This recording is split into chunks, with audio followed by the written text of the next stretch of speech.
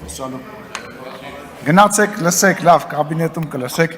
Տիկին Էլինար Վարդանյանը ԲՀԿ-ի ժամանակ շատ խոստումնալից падգամավոր էր, թե հետո ինչ եղավ այս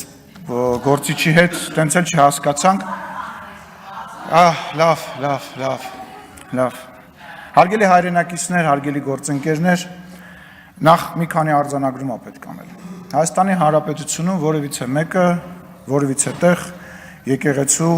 հետ որևիցե խնդիր չունի։ Հավատքի հետ ոչ որևիցե խնդիր չունի եւ այս խոսակցությունը վերաբերվում է հենց այն ամենակարևոր բանի առողջացմանը, որի մասին տարիներով, տասնամյակներով բոլորը խոսել են եւ բոլորը այս խնդիրների մասին խոսել են եւ հավասարության նշան դնել եկեղեցու եւ Կտրիչ Ներսիսյանի միջև կամ քեռակնոջ միջև, դրանք անարդար բաներ են։ Եկեղեցում կան շատ ու շատ պարկեշտ մարդիկ, բայց այդ մարդիկ հիմա գերու կարգավիճակ ունեն։ Դե գործող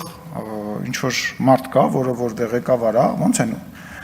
երեկվա միտինգներին տարբեր կազմակերպություններից մարդկանց տանում, այտենց ստիպում տանում էին, այտենց էլ շատ մարդիկ ստիպված պաշտոնի կարգավիճակի բերումով գնում են եւ ներկայացնում են դա որպես եկեղեցու դեմ պայքար։ Եկեղեցու դեմ որևիցե մեկը չի պայքարում, հայ առաքելական Սուրբ եկեղեցին, մեր բոլորի եկեղեցին եւ դրա մեջ կասկած չկա։ Բայց այն մարդիկ, ովքեր որ առատավորում են, պետք է հեռանան եւ ես վստահ եմ, որ իրենք հեռանալու են։ Երեք պարոն Մինասյանը այստեղ ազգային ինքնության մասին էր խոսում եւ ընդհանրապես ազգային բառը շատ է սիրում ինքը, բայց եկեք հասկանանք այդ ազգային այնուամենայնիվ որն է այդ պատկերացումը, իրանց պատկերացումը եւ մեր պատկերացումը։ Մեր պատկերացման մասին մենք շատ ենք խոսել։ Դա ազատ անկախ Հայաստանի Հանրապետությունն է, իրական Հայաստանի Հանրապետությունն է, որով մենք անկախացել ենք եւ որով որ մենք ապրում ենք։ Պարոն Մինասյանի պատկերացումը դա 004 շրջաբերականի ազգային տարբերակն է, հա, գիտեք այդ շրջաբերականի մասին, կաշառակերությունն է, դա կոռուպցիայի եւ ֆեոդալական համակարգի երկիրն է, որտեղ կա ֆեոդալ, որը փող է ծախսում, երկիչ երկչույները փող են ստանում հարսանիքների ժամանակ, հələ մի քիչ էլ ավել են տալիս, հա, մնացածը ինչ որ միջոցառումներ են կազմակերպում, այն մյուսը աշխատանք ունի այդ ֆեոդալի հաշվին եւ այդ ֆեոդալական տենց պուճուր ֆեոդալիկների հավաքածու է, որը տենց իր մեծությամբ տենց որ երկիր է։ Այդ է արժեքային եւ բան համակարգը, իսկ իդեալի մեջ այդ ամբողջը համապարփակ, տենց ինչ որ պարփակված է մի մեծ ավելի հետաքրքիր պետական միավորի մեջ, մի հատ մեծ ինչ որ դաշնության մեջ եւ այլն։ Եվ հետաքրքիրը գիտեք որն է եկեղեցու խոսակցության մեջ, որ եկեղեցու կողքը կանգնած հայտարարած մարդիկ հիմնականում կաթոլիկ են եւ կաթոլիկ եկեղեցու ներկայացուցիչներ են, այսինքն իրանք այնքան են կանգնած, որ այլ եկեղեցու ներկայացուցիչներ են եւ դրա մասին որևիցե մեկը չգիտես թե ինչու չի խոսում, բայց միևնույն ժամանակ այդ նույն անձնավորությունները, որոնք որ խոսում էին խմբակների մասին, որոնք հոխորտում էին Հայաստանի Հանրապետության հասցեին, հələ մի հատ պատկերացրեք, որ այն երկրում, որտեղ որ իրանք փող են աշխատում եւ բնակվում են, օրինակ Ռուսաստանի Դաշնությունում, կես բերան մի հատ ասեին այն խմբակը, որ այսօր ղեկավարում է տառը, ասեին ինչ կլիներ իրանց հետ։ Ինչ կլիներ իրանց հետ։ Չէ, քանի վարքյան կտևեր, բայց Հայաստանում կարելի է ասել, չէ՞։ Հայաստանում դե ժողովրդավարություն է, Հայաստանում ինչ ուզում ես ասում ես, կարելի է ասել։ Հետո կգան կհավաքվեն դատարանի մոտ եւ այլն։ Պարոն Գեգամ Մանուկյանը բանակից էր խոսում, պարոն Գեգամ Մանուկյանին եւ մեր գործընկերներին, որոնք Ռոբերտ Քոչարյանի եւ Սերժ Սարգսյանի հետ որևիցե կապ ունեն, առաջարկում են բանակ բառը լսելիս ձև անել, որ իրանք դահլիճում չեն։ 2000-ից 2002 թվականին ես ծառայել եմ Հայաստանի Հանրապետության բանակում, այն ժամանակ Ռոբերտ Քոչարյանը հանրապետության նախագահն էր, Սերժ Սարգսյանը պաշտպանության նախարարն էր, Սերան Օհանյանը առաջին բանակային կորպուսի հրամանատարն էր։ Այսինքն մի հատ ընդհանուր բուկետ էր sense մի հատ լավ։ Ես կարող եմ ժամերով պատմել, թե ինչ էր կատարվում մեր բանակում։ Ինչպես էին մի հատ սրիկա ոչնչություն կար, որ կանգնում էր ճաշարանի դռան առջև եւ ռետինե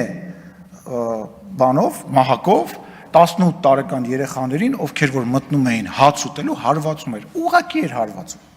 Ուղղակի հարվածում էր։ Ուղղակի երեխեք եկել էին հաց ուտելու։ Մի հատ ուրիշ ոչնչություն գիշերը որս էր կազմակերպում։ Զորամասը եւ քաղաքը բաժանում էր պուճուրիկ մի տարածք եւ գիշերը որոշ զինվորներ փորձում էին գնային քաղաք, հոկտեմբերյան քաղաք, ուշադրություն, ուտելիք հայթայթելու։ Պատկերացնում եք, ուտելիք հայթայթելու ամենայն պատասխանատվությամբ։ Իսկ այդ սրիկան դուրս էր գալի որսի, մի հատ այնց ջիպ մեքենա ուներ ու բռնում էր երեխաներին եւ ծեծելով բերում էր։ Իր համար դա զբաղմունք էր, ինքը իր բանը չէր կատարում։ Ինչ էին կերակրում, ինչ էին հագնում։ Այդ շորը, որ հագնում էինք, հանելուց հետո շորը տպված էր վրեքս։ Շորը վրեքներս տպված էր։ Այդ նշ բաները։ Իսկ խմելու ջրի մասին, լողանալու մասին ընդհանրապես չէ։ Ուրա Սերյան Օհանյանը, ուզում եմ հասկանամ, ուրա առաջի բանակային կորպուսի հրամանատարը, ուրա Սերժ Սարգսյանը, պաշտպանության նախարարը, որ մեծ խոսում են, ուր են դրանք, Ռոբերտ Քոչարյանը, որ բերանը ծռելով մեծ խոսում է, ուր են, թող գան ինձ եւ հազարավոր այն զորամասը, որտեղ ծառայել եմ, ու չեպկայ ա եղել, եւ ամեն 6 ամիսը մեկ երեխեք են եկել գնացել, ուր են այդ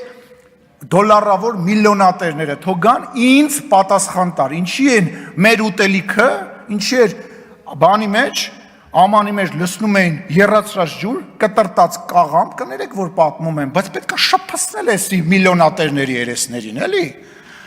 Կտրտում էին, լսնում էին կաղամբ, կարտոֆիլ ու կիլկիվ տամատնամ սոուսի, եռացնում էին ու տալիս էին երեխեքին։ Իսկ հաց ստանում էինք 7-ից 10 օրը մեկ, այդ հացը փաթաթում էին թաց շորի մեջ, դուք պատկերացնում եք հացը 7-10 օր փաթաթված, ուր են սրանք, ուր է այդ հայրմեր չիմացող մարդը, որ մեծ փրթում է, գիտի իրա փողեր իրան փրկելու, այնքան կարամ պատմեմ, որ կամ Քրիստինեն Վարդանյան, պատերազմից 5 րոպե առաջ է պա, այդ ինչ ինֆորմացիա ունես, ինչ պատերազմից 5 րոպե է պակաս,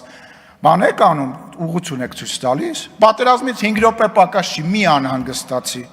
հետ ինֆորմացիա ուղարկի, ասա չանցավ, չկարողացա համոզեմ, որ պատերազմին 5 րոպե պակաս, մի կրակեք, մի հարձակվեք։ Տեղավորենք բանտերում, որ մեկի տենք տեղավոր է բանտերում, այնքան մարդ կա ստեղ բանտեր տեղավորելու համար, որ տենց քաղաքական տեղավորելու ուլներ, բանտերում տեղ չեր ելնի, բանտերում տեղ չեր ելնի, հերթով բոլորիդ կտեղավորենք բանտերում մարդկանց խափելու, ստելու ու ուրիշների համար աշխատելու համար։ Բաղրամյան գնացեք եւ տեսեք, այդ Բաղրամյանի մասին նոր իմացար, 2 անգամ ստեղ լսում ա եղել, բա ուր է իր Տիկին Վարդանյան, թե Թագուհի Թովմասյանի պես գնա երեք գնաց նստեց կողքները նկարվեց գնաց տուն։ Մի հատ է դու գնա նստի, նկարվի գնա տուն, ինչ ա եղել, կգաս տեղ հետո ելույթ կունենաս։ Եվ վերջում որպես ազգային ժողովի նախագահ, որպես մարդը, որ պետք է ապահովի ազգային ժողովի բնականոն գործունեությունը, Լևոն Քոչարյանին եւ Իշխան Սաղաթելյանին ասեք թող այնուամենայնիվ վերադառնան դալիճ, իրաց բան չի լինի ստեղ։ Վերջի տարբերակով կանանցով կպաշտպանեք, էլի։ Թող վերադառնան, ամոթա նիստերը ավարտվում են։